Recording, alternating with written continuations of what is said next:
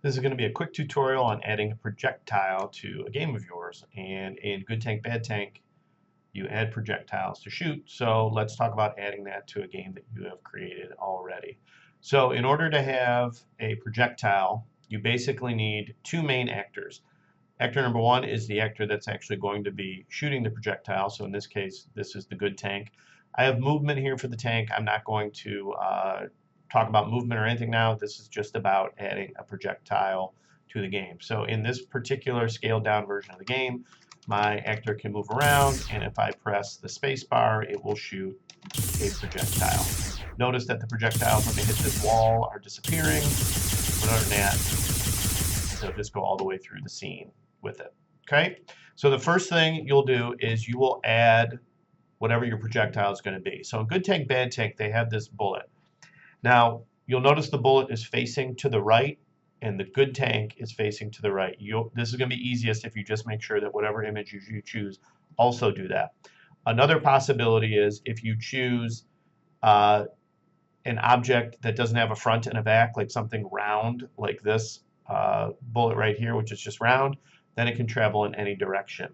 If you end up having an image where your projectile shooter the graphic is facing to the right, but your projectile is facing a different direction, you're going to need my help in order to get it to work exactly correctly. So just trust me when I tell you it's much easier if your image is facing to the right and if your bullet has a front and a back, that its projectile is also facing to the right.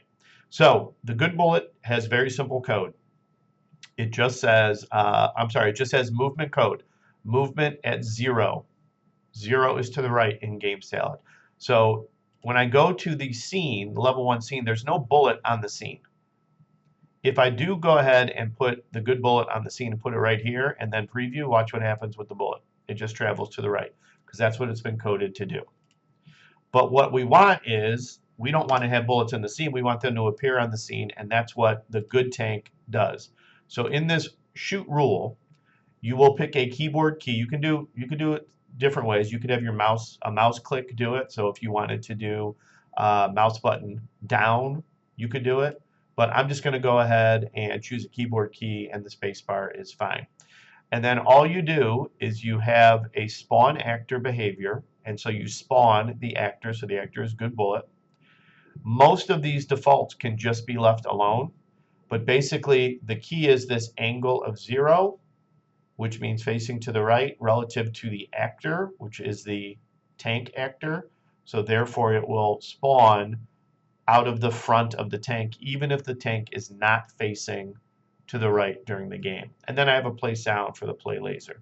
So again, if I preview, that code will allow the tank to not be facing that direction, but the bullet to still travel that direction, because the bullet is basing the way it's traveling based on the way the tank is facing. That is why this relative to actor, this one in the middle, is crucial. If you were to have it relative to scene, what would happen is no matter what way the tank is facing, the bullets are going to travel to the right relative to the scene. So you make sure it is traveling relative to the actor. And again, I have the round bullet code is exactly the same. The nice thing about a bullet that doesn't have a front or a back is that no matter what, it will look correct when it's traveling. So in this case, if I change it to round bullet, it'll be the same thing. Okay, it will shoot that, and again, because it's relative to the actor right here, the bullets will travel. They'll make sense based on the way that, in this case, my tank is facing. Now, as far as what the bullet should do when it hits stuff, so I have this actor just called wall. So if we look at the code here, destroy on collision. So this says overlaps or collides with wall, destroy this actor, meaning destroy the bullet.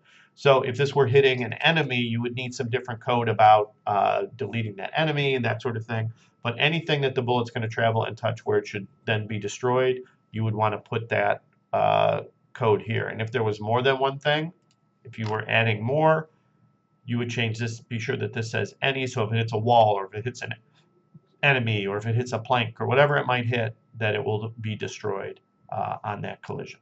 All right, so that's how you add a projectile. This is a very simple one. each of you that do this, you might need a little tweak or help, but that's the basics that you need. You need an actor that's going to spawn the projectile, and then you need the projectile that has a movement code just in the logic stack, not in a rule, so that when it appears on the screen, it'll just start traveling, and then a way to get rid of it depending on what it's hitting. All right, good luck.